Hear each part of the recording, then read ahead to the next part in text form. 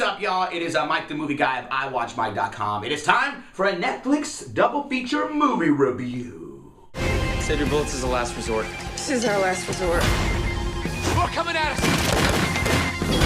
No mercy.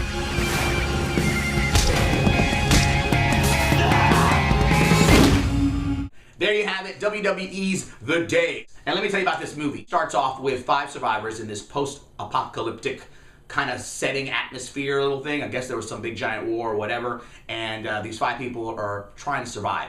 And as you follow them in the beginning of the movie, you see one of them like, and then one person's like, "You're slowing us down, we need to stop." "No, I can make it." So there's one sick person out of the 4 people who are in there. They find this house, they get inside, and they pretty much like, "Okay, let's just stay in here for a little bit so the rain stops, and then you get your strength back so we can hit the road." Because there's another guy in the house that's like, "I don't like this, it's kind of weird, I think we should leave and we should move on." But no, so there's just this conflict, inner conflict going on inside the house with these 5 survivors. Then, all of a sudden, something happens where something goes off and does how do you call it, dinner bell. Oh my God. What happened? What is that ringing? The bell is a signal. They are coming. No, get up there!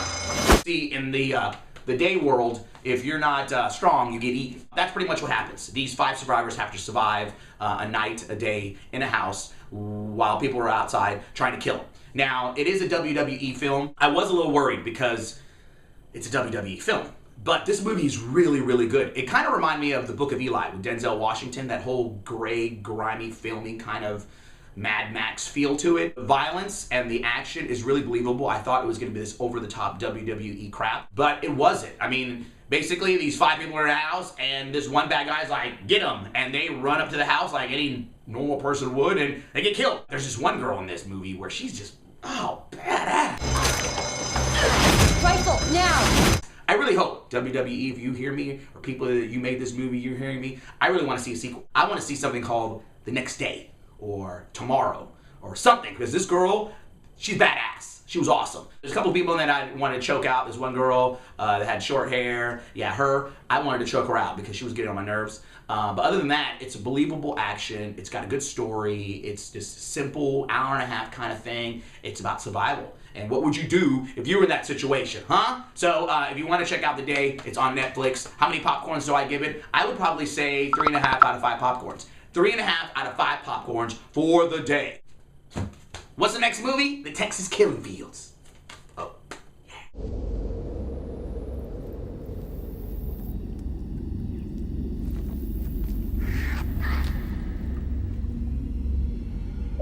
Hey, Brad, this is Pam.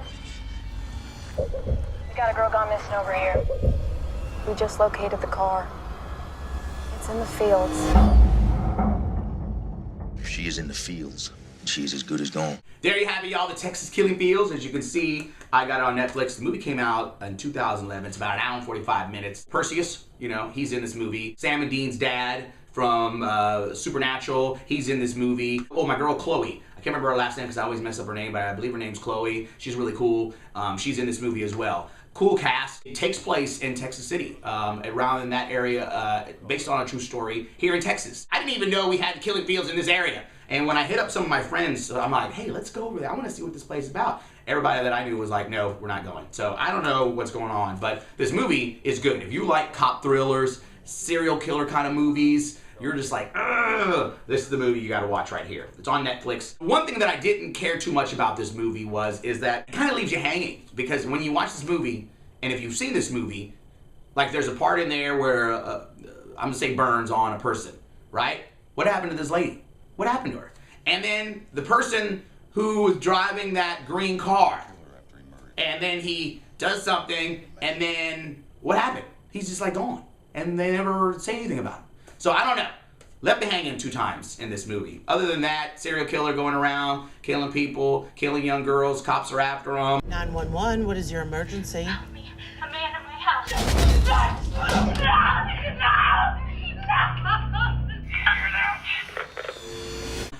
Pretty intense movie, so it's definitely worth checking out. The Texas Killing Fields. How many popcorns do I give it? I would probably say 3.5 out of 5 popcorns. 3.5 out of 5 popcorns for the Texas Killing Fields. Available on Netflix, people. And don't forget, check out more of my goodies, all my goodies, on iWatchMike.com. And if you're on Twitter, Mike the Movie Guy. Peace.